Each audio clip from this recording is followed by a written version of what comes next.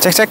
Oke baik, assalamualaikum warahmatullahi wabarakatuh teman-teman semuanya. Ini untuk berita terkait tentang kontrak 10 tahun ya. Ini menarik banget untuk dibahas karena banyak banget yang nanya nih. Ini ada update terbaru terkait tentang informasi tersebut ya. Nanti semoga ini membantu untuk teman-teman semuanya, terutama yang mau ke sini ya atau yang masih betah di Korea. Oke, jadi untuk kontrak 10 tahun ini luar biasa panjang. Umumnya kan kontrak 4 tahun 10 bulan. Untuk re-entry juga masih tetap berjalan ya teman-teman semuanya. Nah, kita bahas dulu yang kontrak 10 tahun. Ini menarik. Untuk kontrak 10 tahun ini, jadi nanti ada beberapa persyaratan. Yang pertama itu adalah betah dulu di perusahaan pertama itu 2 tahun lebih atau 2 tahun setengah lah ya pekerja. Nah, kemudian itu ada tambahan.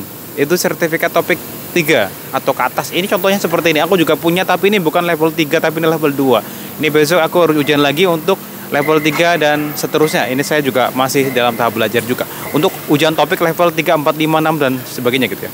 Nah, berikutnya untuk setelah 5 tahun nanti, ini kan biasanya itu 4 tahun 10 bulan kemudian kembali lagi ke Indonesia, balik lagi ke sini atau re-entry. Ini biasanya untuk dulu itu kan 3 bulan. Nah, sekarang sudah tidak lagi. Sekarang udah tinggal 1 bulan aja. Jadi tempo waktunya lebih singkat dan padat gitu ya untuk teman-teman semuanya. Nah, untuk yang langsung 10 tahun ini kemarin banyak banget yang nanya. Ini PR terbesar dari 10 tahun ini adalah setelah teman-teman punya topik 3 juga atau punya sertifikat tambahan, jadi biar kontraknya tuh panjang, itu adalah betah di perusahaan tersebut. Ini yang sulit.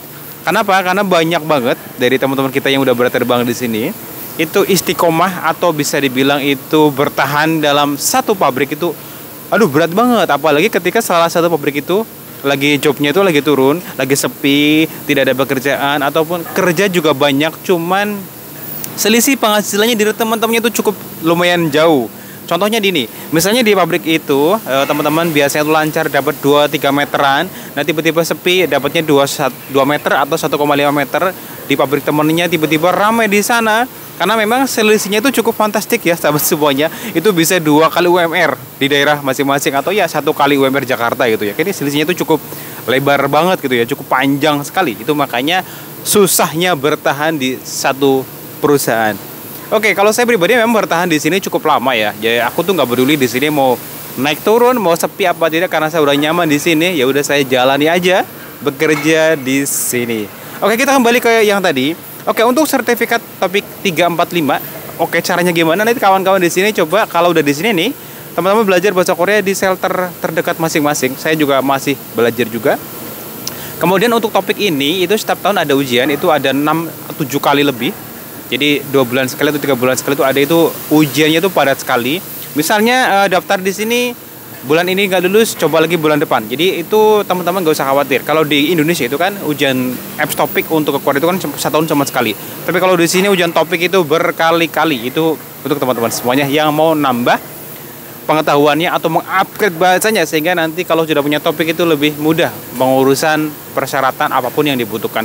Baik untuk pergantian visa E7, untuk pergantian visa F2 dan sebagainya, baik untuk pergantian untuk kontrak 10 tahun langsung tanpa re-entry. Itu juga seperti itu. Atau bisa ngikuti Sampai Home atau bisa dibilang itu KIP ya, atau Sampai Home juga bisa. Di sini juga sama. Tapi kalau saya memang waktunya terbatas, saya bisa belajar setiap minggu. Jadi belajarnya di shelter, karena shelter itu buka setiap minggu untuk belajar seluruh orang asing di sini gitu ya teman-teman semuanya. Oke, jadi itu adalah terkait tentang persyaratan visa untuk kontrak 10 tahun. Jadi yang penting teman-teman pertama adalah betah di perusahaan tersebut lebih dari 2,5 tahun atau 3 tahunan gitu ya. Pertama, yang kedua punya sertifikat topik level 3 ke atas atau KIP gitu ya. Nah, ini nanti PR dari teman-teman semuanya yang merasa masih betah atau ingin lama di sini, kontrak langsung 10 tahun. Ini luar biasa ya. Wow, mantap. Oke, re-entry masih tetap berjalan teman-teman semuanya, tidak usah khawatir. Ini hanya informasi terkait untuk kontrak 10 tahun. Untuk prosedurnya kapan mulai ditetapkan ini juga masih belum tahu. Ini nanti saya update lagi informasi untuk berikutnya. Oke, teman-teman semuanya yang melihat video ini semoga dimudahkan prosesnya kemanapun berada. Untuk Korea juga semoga dimudahkan ya. Jaga kesehatan selalu dan semoga bertindak membantu untuk sahabat semuanya.